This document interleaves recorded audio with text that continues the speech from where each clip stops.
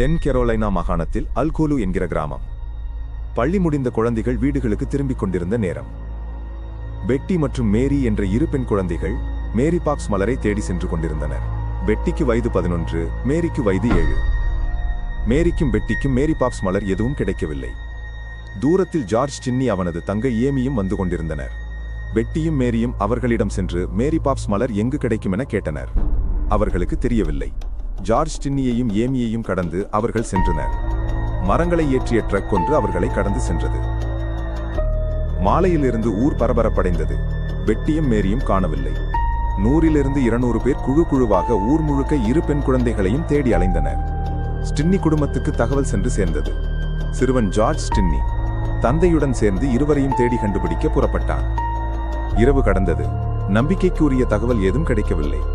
தேடுதல் முயற்சியும் தொடர்ந்து கொண்டிருந்து விடியும் நேரத்தில் முக்கியமான திருப்பம் நேர்ந்தது. ஒரு சிறுவன் ஆலை முதலாளியின் காட்டுப்பகுதி அருகே செல்லும் போது முக்கியமான விஷயம் கண்ணில் தட்டுப்பட்டது. அனாதையாக கிடந்த சைக்கிள். சுற்றி யாரும் இல்லை. சந்தேகம் கொண்ட சிறுவன் சைக்கிளுக்கு அருகே செல்கிறான். அதிர்ச்சி.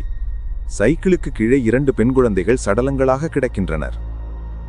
உடல்கள் கூராய்வுக்கு கொண்டு செல்லப்பட்டன. போராட்டம் எதுவும் நடந்தது போன்ற அடையாளங்கள் உடலில் இல்லை. மேரியின் வலது புருவத்துக்கு மேல் மண்டையோடு வரை செல்லும் அளவு ஆழத்துடன் வெட்டு இருந்தது. வெட்டியின் தலை பலமுறை தாக்கப்பட்டிருக்கிறது. அவளின் பின்மண்டை எலும்புகளாக உடையும் அளவுக்கு தாக்கப்பட்டிருந்தாள்.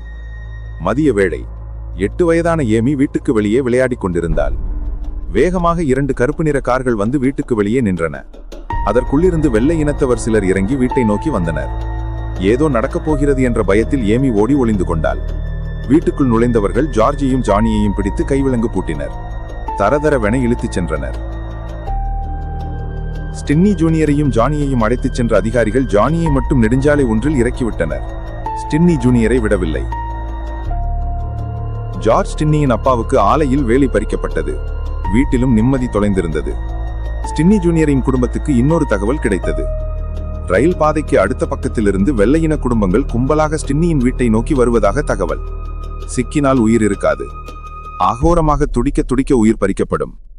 அதிகாரம் நிறைந்தவர்கள் செய்யும் அராஜகத்துக்கு எதிர்கேள்வி இருப்பதில்லை. கொஞ்ச நஞ்ச பொருட்களை எடுத்துக்கொண்டு அத்தனை காலம் வாழ்ந்திருந்த வீட்டை விட்டு ஸ்டின்னியின் குடும்பம் தப்பியோடியது. செய்தி அடுத்த நாள் அல்கோலு கிராமத்தையும் தாண்டியது. 2 சிறுமிகள் கொலை, ஒரு சிறுவன் கைது என நாளேடுகள் பரபரப்பாக தலைப்பு செய்திகள் திட்டின. ஸ்டின்னி ஜூனியரை கைது செய்த அதிகாரி பேட்டிகளும் கொடுத்திருந்தார். பெட்டியோட உடலுறவு கொள்ள விரும்பியதாகவும் அதை பெற்றோரிடம் சொல்லிவிடுவோம் என சிறுமிகள் கூறியதில் கோபம் அடைந்து ஸ்டின்னி ஜூனியர் இரும்பு தடியை எடுத்து பலமுறை இருவரையும் தாக்கிக் கொன்றதாக சொன்னார் அதிகாரி. மேலும்